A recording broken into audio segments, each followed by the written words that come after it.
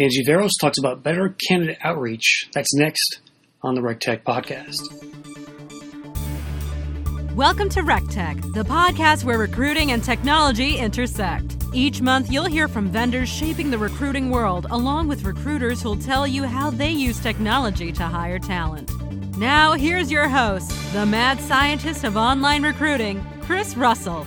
Welcome to RecTech, the only podcast that helps employers and recruiters connect with more candidates through technology-inspired conversations. Our mission is to teach you about the new tools and tactics for finding talent online.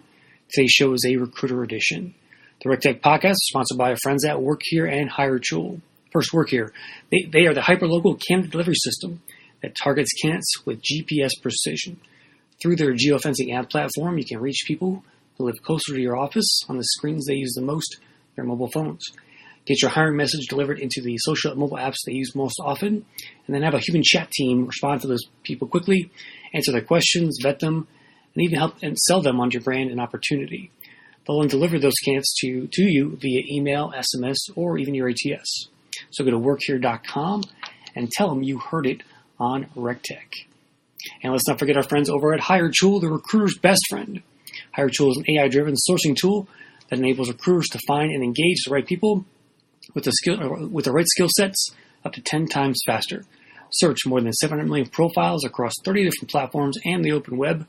HireSolved then ranks those candidates by how well they match your requirements for the job, and then automatically adjust those rankings for the next round of candidates based on user interactions, creating a proactive talent pipeline that grows more precise over time. Find them on the web at HireSolved.com, HireTual.com. All right, on to the show. So this will be the first of 3 or 4 sessions I recorded at HIREconf NYC, which took place on November 7th and 8th in New York City. In this particular audio, you're going to hear my friend Angie Verros from Vaia Talent talk about how she creates better, more personalized messaging in her candidate outreach and how you can apply that to your sourcing teams and recruiters. Enjoy the audio. Lunch, everyone. Oh, please do not make me ask you, what? Who left these bottles down here? If anyone's thirsty. Audra? So it's after lunch, so I'm sure you're kind of tired. If you haven't gotten your coffee, I will not ask you to get up and do any jumping jacks or anything like that, because that's a little cliche, just like some of the stuff that I'll talk about today. But who does not know who this band is? You do not know Audra? Get out. Okay. So for those of you who don't know me, I'll tell you a little bit about myself. And if you haven't guessed, Duran Duran is my favorite band. Let me see if I can work this thing. Okay. So as cliched as this term is, we all know the war for talent is hotter than ever before. So what are we doing differently to attract top talent, right? We've all talked about that. As organizations, how do we stand out in order to bring those candidates to our organizations? We're competing with large organizations, we're competing with name brands. Audra and the panel talked a little bit about job descriptions and what are we doing to stand out? What are we doing differently? Well, it starts with the recruiter. And because it starts with the recruiter, I'm going to spend a couple minutes to talk a little bit about myself. So, for those of you, thank you. I was going to kind of like circle through those. So, for those of you who don't know me, or some of you may know me, my name is Angie Verros. $10 to someone who doesn't know me what my real last name is. Nobody? Okay. So, my real last name is Angelopoulos. So Angie Verros, Angelopoulos. I was told that there's a Greek person in this room. Is there a Greek person in this room? No? Someone? No? Well, Jeremy lied then. My friends know me. My professional name is Angie Verros. Some people know me as Angie Verros, Angelopoulos. Jeremy, you lied. There's no Greek in here. He's here. I just saw him. Well, you tell him to come here, because we Greeks stick together. I told him he needed to be. I'm just teasing. I always share this photo, this slide, just so that you know a little bit about myself. And I'll get into the discussion of how being personal matters when you are doing outreach to candidates. So you can see my pictures up there. I have a beautiful daughter who claims she wants to become a recruiter. She wants to become a recruiter because mommy helps people get jobs. And then of course I have to put a picture of my wonderful husband who's up here as well. And he usually is here. He usually attends almost all events that I go to, and he's kind of like my photographer and videographer. And then the bottom picture, I don't even know why I put up there because I look miserable. I mean, look at me. I am so miserable. I have sunglasses on. We had t-shirts printed, and my husband's like, let's take a photo, a family photo with our company. And I'm like, no, really? No. Anyway, so for those of you, obviously, who haven't guessed, because I already told you, I am Greek. I grew up in the restaurant business. We don't use Windex. Okay, laugh. So have you seen my Big Fat Greek Wedding? You have seen my Big Fat Greek Wedding? Yes, so we don't use Windex. And what I want to talk a little bit about, a little bit more about myself. I hate having to hold the mic and a clicker. Audra, will you click for me? No, I'm just joking. I'm joking. Okay, so I'm a stockbroker turned recruiter. After September 11th, I couldn't find a job, so I became a recruiter. My recruiter had asked me to just join an agency. So since then, oh, there's a big light now in my face. Okay. I joined an agency, and since then I've been involved in small organizations, large organizations, RPOs, and I started a little company where I help companies source, do training and consulting, and that's a little bit about me. So some of my clients, I'll just let you take a look at this, and then some of the speaking engagements. Notice Jeremy, HIREconf, right in the middle, some of the speaking engagements that I have spoken at. So as recruiters, we seldom take the time to think of what it's like on the other side of the desk, right? We're looking to fill jobs, and we don't really take time to realize that there is another person on the other end. Has anyone seen this slide before? Yes? So this is one of the first slides that I ever saw at a conference. Glenn Cathy, I actually stole this from Glenn. Why are recruiters? I mean, you can see what people think of recruiters. So what do we do differently to stand out from the crowd? And the syntax changes. If you actually write in why are recruiters or why recruiters are, you get a variety. But if you look at that, why are recruiters so bad, so rude, attractive? Maybe they're referencing me. And obviously so forth. There's a number of different adjectives to describe recruiters. And so we all know first impressions are everything. You go to a restaurant, you have a really bad experience, what do? You probably write a bad review. Well, you go back there again. You get a really bad email from a recruiter. You probably got a bad taste in your mouth. Whoops. So as recruiters, how do we stand out? How do we actually stand out from that definition that shows up on Google? Very simple. I always like to give you 3 things as recruiters to stand out. Are we all awake after lunch? I saw some people coming in. We're all awake? Yeah? Louder? Yep. Okay. All right, Susanna. Don't go knocking off some chairs. Keep it real. It's so simple. When you're messaging your candidates, just keep it real. We forget that we are not just trying to fill jobs. We forget that candidates are human people. Human people on the other side of the desk, on the other side of that phone, on the other side of that email message. So why don't we take the time to keep it real? Keep it entertaining and funny. Does anybody in here use humor in their messaging? A few? If you don't start using it, it really does work. It will increase your response rates. And I'll show you a couple examples in a little bit. And then keep it unique. No candidate wants to receive the same message from every single recruiter. And there are templates out there, LinkedIn, and not dogging LinkedIn, I like LinkedIn and I use LinkedIn, but they do a wonderful job of giving us some templates. And if you Google recruiter message templates, you'll get a bunch of stuff, and I'll show you some other templates a little bit later. But just keep it unique. How much better would it be if you sent a message to a candidate? Let's say you're trying to recruit a Java engineer. Engineers have been the topic of conversation earlier this morning. What do you think would get a better response?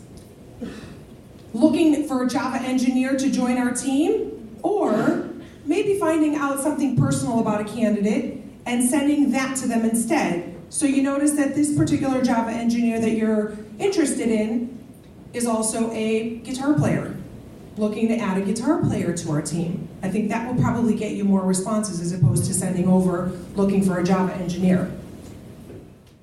Messaging. How important is messaging? Very important when you're messaging your clients. So I threw this slide up here because it's not the message that really stands out, because if your subject line sucks, your message won't get read. And the next slide is going to show you some statistics. Your subject line should have some sense of urgency or authenticity to your candidate, because guess what? Not only will they delete it, they will probably mark it as spam. And these are some numbers that I pulled from HubSpot, but 33% of email recipients open emails based on the subject line alone. So going back to that previous slide, if your subject line sucks, your candidates are not going to be opening up that email message. Almost 70% of email recipients report email as spam based only on the subject line. So again, not only are your messages being deleted, but they're getting marked as spam, and your candidate they're never coming across through to your candidates. So I did a case study with Clinch. I know Audra had mentioned Clinch earlier before, and Mr. Shane D. Gray is going to be in the house later, so stop by and see him. Shameless plug. I love Clinch. It's an amazing platform, and we did a case study on what worked better with messaging to clients. HTML versus plain text. So, I'm going to ask you all a question. Which did it better? Plain text. Why? There you go.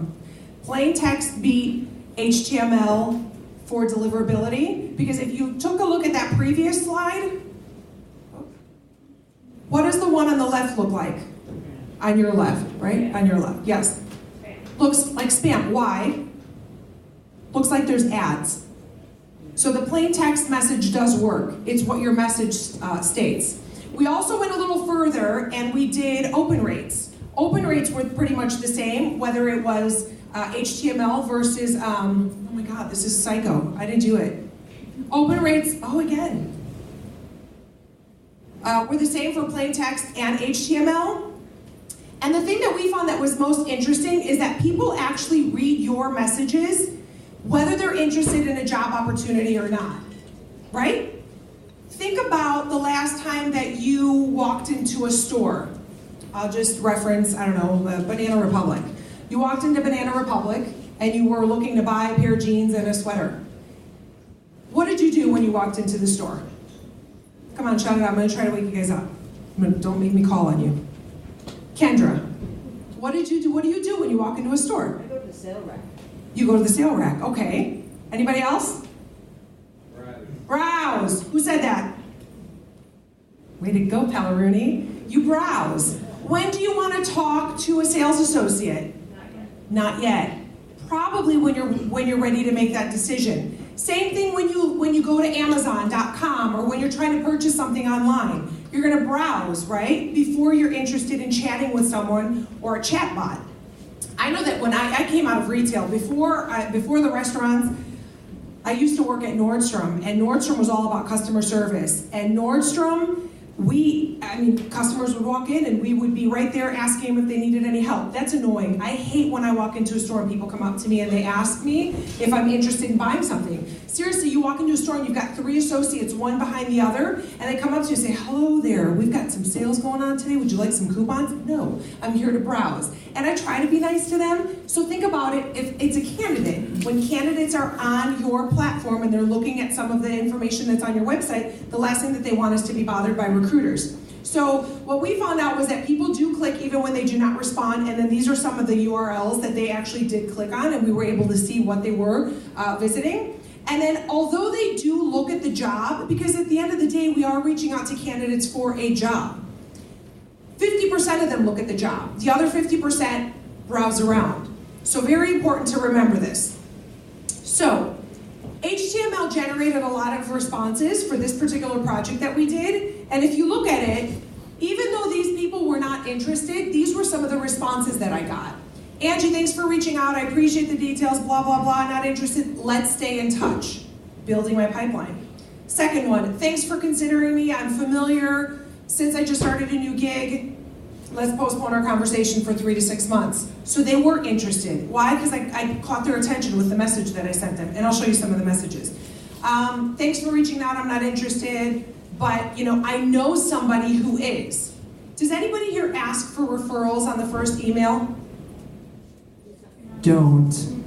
And I'm gonna say that based on something that my friend Stacy Zapar had once said. How many of you know who Stacy is?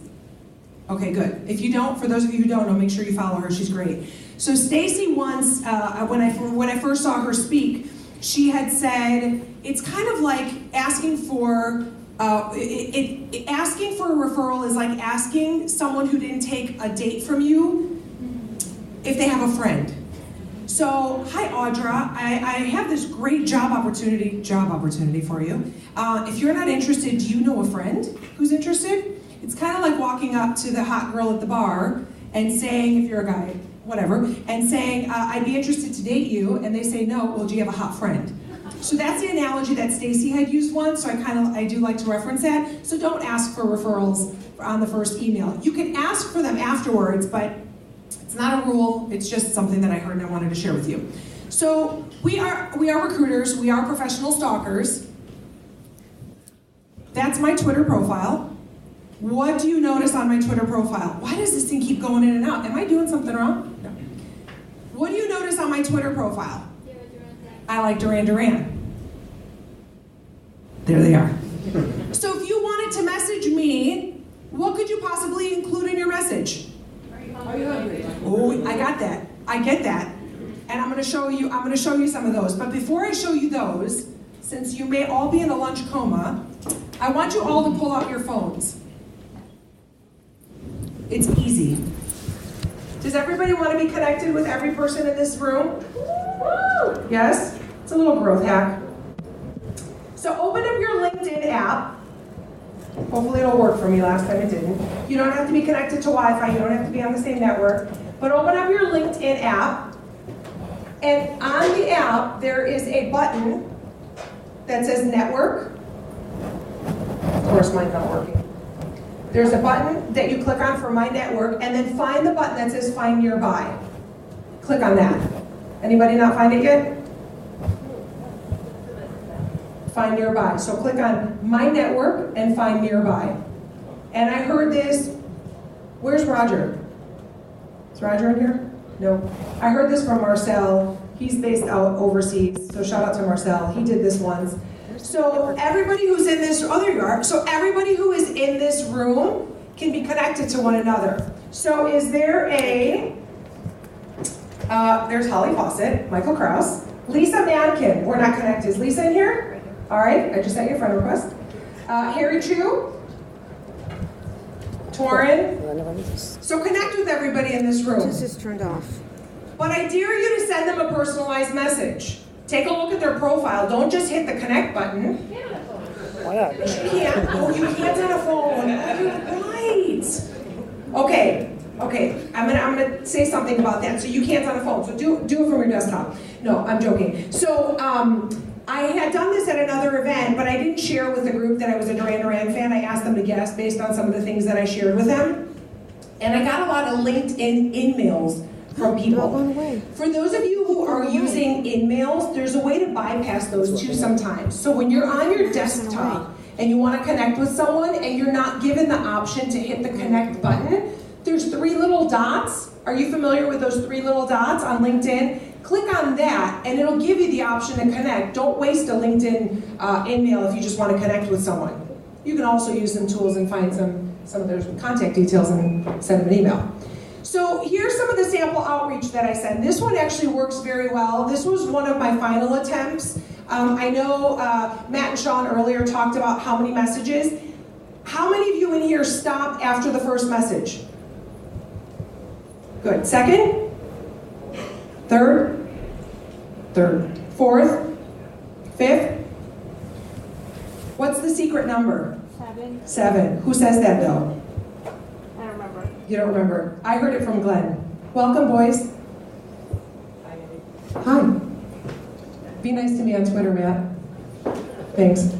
So this is one, oh, come come on, the clicker's not working. Okay, so this is one of my sample outreach messages. I am not gonna lie, I stole this from a sales pitch. Someone had reached out to me, they were trying to sell me some HR technology, and I took this, and this was when I was doing a project with Duo Security. And so I liked it because I give the candidate an out. The subject line, which of course I failed to put on here, the subject line was, hit me with a 1, 2, or 3. You can use that, you can use give me a 1, 2, or 3, but this was a subject that, the subject line that I failed to include on this presentation.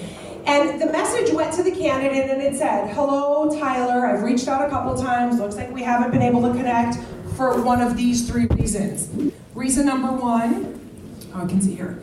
You don't see a fit at this time, but would like to learn more anyway, maybe browsing, right? Reason number 2, you are secretly a superhero and have been too busy fighting crime to reply. Humor, right? Number 3, you're interested but just haven't found the time to reply yet. Either way, reply. I closed the loop on so many candidates because they came back to me with either that, 1, 2, or 3. My favorite one, oh, I just turned it off. My favorite one was this. This guy came back to me with humor. And he said, thank you for your response and persistence. I have a team that gets creative in their prospecting efforts, so I've got to give you props. 1 would be my reason, along with 2 on Tuesdays and Sundays. So he's only a superhero on Tuesdays and Sundays, but he's interested in speaking any other time, right? So it works both ways. Someone had mentioned that they would use Duran Duran to reference me if they were trying to get my attention. Well, here we go. Well, not yet. So I found this profile because I liked this guy's profile picture, but I was also trying to recruit him for Duo Security. And I sent him just a note on LinkedIn that said, love your profile pic. That's it. Didn't tell him I'm looking to fill a job, just I love your profile pic, because I thought it was a great picture. Isn't that a great picture? Just thought it was fun. Instantly, he came back and said, thanks, huge fan of Duo. And again, some other messaging. I'm on the hunt, I'm after you. Duran Duran song, after I did a talk. This one came from someone that I was actually just kind of creeping their profile. I never reached out to this person, but people look at your profiles, you guys. People will look at recruiter profiles, so if your profiles aren't nice, the way that we're looking at candidates and we want to get information, they want information about us. So I got this message, Duran Duran, who doesn't love Duran Duran tunes? What brought you to my profile? And so he was able to reach out to me for a job that I was recruiting him for but never reached out to him for. And then this one's one of my favorite. This was after another event. Hope my favorite girl on film is doing great. Again, another Duran Duran song. So just be relatable. Be relatable to the people that you are trying to recruit, and it makes a huge, huge difference. Personalizing your messages, I think, is so important. And now you're going to talk about, well, what about high volume? And what if we have too many requisitions? How can we personalize? There are tools, but I'm also a firm believer that if you spend more time doing quality work, you'll get quality results, as opposed to more time doing quantity and then getting really shitty results. So is anybody here familiar with Crystal Knows? We talked about this yesterday, Suzanne and Michael. So Crystal Knows, oh, this is possessed. It really is. So Crystal Knows is an app that you can, there's an extension and there's a website you can go to. So if you're prospecting and you're looking for a particular profile, you can actually pull up information about a candidate. And now, I don't know how true all of this is, but there's another one. Susanna, you'll have to share with the group. There's, what's that one that's like? Deep sense. One word. Deep sense? I'll tweet it. She'll tweet it. Okay, there's another one that's similar to Crystal Knows. So let's say you want to target Audra as a candidate for your organization. You'll go in, you'll type in Audra's information, and do this for yourself and see if it's right. Put in your information in Crystal Knows, and it'll give you some information about that person. So it may say to me something like, Audra likes short conversations, so don't send her a lengthy message. Or Audra likes blah, blah, blah. It'll just give you an idea of what that person that you're putting into Crystal Knows is all about. And then don't forget about spam. How many of you in here receive spam? Yeah?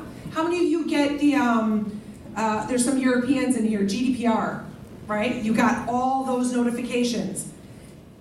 Spam sucks. Spam, regular mail in the mailbox, US Postal Service, spam and emails. I get emails based on people looking at my profile but not really looking. One of the worst ones that I got, and I'll show you some of them here, was I was recruiting for agile project managers, and because I had the word agile in my profile, someone reached out to me and said, we're looking to add an agile project manager to our team. Well, guess what, you idiot? I'm not an agile project manager. Did you even read my profile? And I used to do that. I think when we come up here and we always talk about all the wonderful things that recruiters do, but we don't talk about the recruiter fails. When I started off an agency, I was given a phone book and a phone. And then when I got LinkedIn Recruiter, I thought that was the best thing in the world. And guess what I did? I just sent bulk messages. Insane, right? I learned from my mistakes. So don't do something like this. I thought this one was kind of funny. Number one, I came across your resume on an online job board. First of all, aside from all of this, what do you initially see wrong with just this ad? Everything. Say again? Beer. A job ID. Well, job ID. It's long. It's just a crappy message. Don't send something like this. This one, I have to say, I did steal from Stacy. I thought this was kind of funny. So, hey, Bay intern with a heart. Hi, I am Kim, a Microsoft University recruiter. My crew is coming down from our HQ in Seattle to hang with you in the crowd of Bay Area interns, blah, blah, blah. But more importantly, we're throwing an exclusive after party the night of the event at our San Francisco office, and you're invited. There will be hella noms, lots of drinks, and best beats, and just like last year, we're breaking out the Yammer beer pong tables. Well, I think you kind of know which company that was, but you don't send stuff like this, right? Don't do this. This is one that I got recently. My name is, I should have blocked out his name, but I don't even think he's a real person. And I am a recruiter with Career Builder. I found your resume in our database and believe you'd be a great fit for our open customer success manager. Look up my profile, you guys. I'm not a customer success manager. Let's schedule a quick call. Let me know what works best for you. So I emailed this guy back, and I said, thank you for your message. Can you please share a copy of my resume? Because, God, I don't remember the last time I put my resume on Career Builder. I don't think I ever put my resume on Career Builder. I'm not a customer success manager, so I'd be interested to know why you think I am a great fit for this role. How many of you think he actually responded? He did. Oh, he responded. Hi, Angie. Thank you for your response. Your resume is within Career Builder's database belonging to your account and bases on your skills. Didn't spell right. Grammarly. Use Grammarly. We found you to be a good match. You can check the job description with the following link. And it's for a customer success manager. No, I'm not a customer success manager. So don't do that. And this is where I find a lot of stuff. So if you're on Twitter, follow this, Shit Recruiters Say. It's hilarious. And just watch what these people post on here and don't be those people. It's actually kind of funny. So I did grab a couple of things from here. So I think I'm going to kind of run through this because I only have 10 minutes left. So exciting journey, right? People are on, people who are looking for jobs. It's exciting for them, but they're also nervous. They also are looking for the best opportunity that's right for them. We talk about candidate experience. And just so that you know, candidate experience runs from everything. From the apply process to the recruiter response. Please tell me that you reply to your candidates when they're not the right fit for your role. There was and some of you may be in here, there are some groups, I'll share some groups with you as well, where someone had actually posed a message on a Facebook group and said, how long after your hiring manager tells you that your candidate is rejected, that you tell them? And I, for fun, wrote on the group, never just assume that the candidate knows they got rejected. It was a joke. I mean, I did it amongst recruiters, but there are people who actually do that. When candidates actually come into your office and they do not move forward with the job and they are rejected, pick up the phone and call them. Am I right? Yeah. Right? Pick up the phone. They took time out of their busy schedules to come into your office. Take 5 minutes out of your day, pick up the phone and tell them why they didn't move forward in the process. Interview scheduling, provide them with information, provide them with links, provide them with the address. Feed feedback after interviews, offer, rejection, onboarding. Don't send an offer letter and then assume that if they're going to start in 2 weeks that they're not looking for other jobs. Until they actually come into work that first day, keep the line of communication open. And there's so many things that you can do. Yelp generation. Who in here has posted on Glassdoor? Had a bad experience? Glassdoor, My Fairy God Boss, Kununu. There's tons of places that candidates are going and they're looking up information about your company. So treat them good. Oh, community resources. So I think that as recruiters, what I didn't have when I started in this business was this community. I started about 15 years ago, and again, I was given a Yellow Pages and a Yellow Pages and a phone, and I was cold calling. I remember getting the Chicago Tribune and circling job ads to see who was hiring so that I could fax resumes to companies to get job orders. And if I had these communities and these resources, I think I'd be so much more successful. So who does not know who this person is? Well, Glenn Cathy is amazing. He's one of the first that I met in our business. And follow him on Boolean Black Belt. A lot of people talk about metrics and KPIs and what's the right ratio of candidate source to make a hire. He actually on his website has an amazing funnel calculator. So go in there and put in all your rec information and it'll give you some outcomes. You can adjust it, but it'll give you some pretty amazing information. SourceCon. SourceCon's an amazing community, an amazing event where you can go and you can just read articles. There are webinars. There's just a ton of information on SourceCon. A lot of people in here are probably familiar with it. It's possessed. It really is possessed. I'm just warning the next person. Again, another amazing resource. Recruiting Daily, recruiting tools. If you want to know what the latest trends are as far as extensions, check out recruiting tools. I mean, so much information out there. How do you keep track? And the one thing that I do have to say is, how do you know which are the right tools? How do you know which are the right tools in order to engage your candidates? Which ones are to track your candidates? Which tool you use for what resource, for whatever the case may be? I don't think that you should try everything. Pick a few that work for your organization and stick with those. HROS is also another community. HROS provides you with a lot of case studies. So if you're looking on how to develop an EVP or sourcing metrics or whatever the case may be, HROS is also a really great place that you can go and get some information from. And it's the community, and I always, it's possessed. And I always show this because these are all the friends that I made throughout the past 2 years just traveling, meeting people, and exchanging ideas. And don't be afraid. Reach out to your network. Reach out to those people. If you have, Susanna, oh, you're not in here. Wait, yeah, you are. You just didn't see it. I'll update that slide. And don't be afraid to join these groups and ask questions. If you have a question on what tool are you searching for whatever reason it may be, pose that question on Facebook and you'll get many, many replies. It's pretty amazing. So here's just a few of the groups that I do follow. There's Secret Sourcing Group, a lot of information there if you're looking for some kind of sourcing help, obviously. Recruiters Online, Growth Hacking Recruiters, how you can growth hack your own brand as well. That's a really cool one. Sourcers Who Code. Woo! If you're looking to be more technical and learn how to maybe grab some information from conference lists, you can join this group. And then some of the amazing lists that I follow are Martin Freeman Sourcing Toolkit. Every tool that you can possibly imagine is on here. So check this out and connect with Martin as well. I've never personally met Martin, but someone had showed me this slide and I thought this is pretty cool. You can get so much information on here. Is anybody familiar with who Dean DaCosta is? So Dean DaCosta, my friend, the tool I call him, is probably the best person where you can get all the information on tools.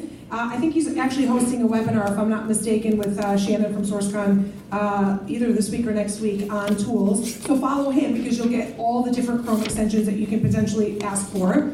Recruiter Hunt also lists all the different types of tools that you're looking for. And I like to share this because, again, I didn't get the opportunity to get this stuff when I started. And if this was here for me, I think it would have been just so much easier and better for me. Susanna, pay attention. This slide is for Susanna. So if you don't know Susanna, she's here in the corner, and she's got an amazing list of tools and resources that she uses. So I highly recommend that you follow her. And then Shamila is based out in the Netherlands, also an amazing person.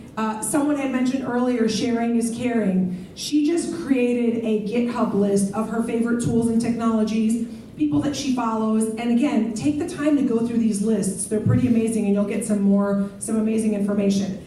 However, at the end of the day, as much as AI and machine learning, all that stuff is amazing, I think that stuff is amazing for automating tasks. I'm not a pro when it comes to AI and machine learning. However, we are in a room full of people. We are recruiters. We are in the business of people. So if there is no human connection, it's not going to work. And what I always say is, the secret to converting a great candidate is simple. People don't want to be spammed.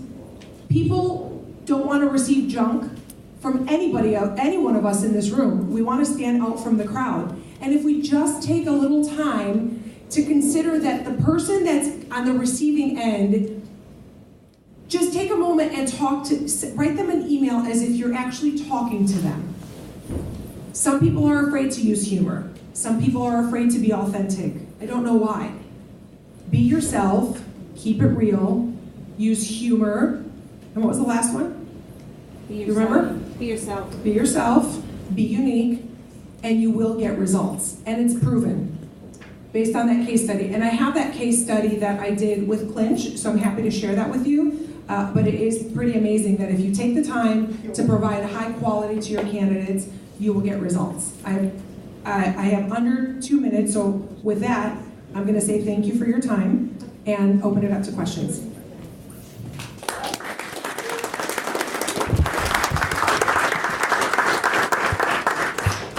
How do you keep the line between creepy and I know something about you to get you engaged? Yes.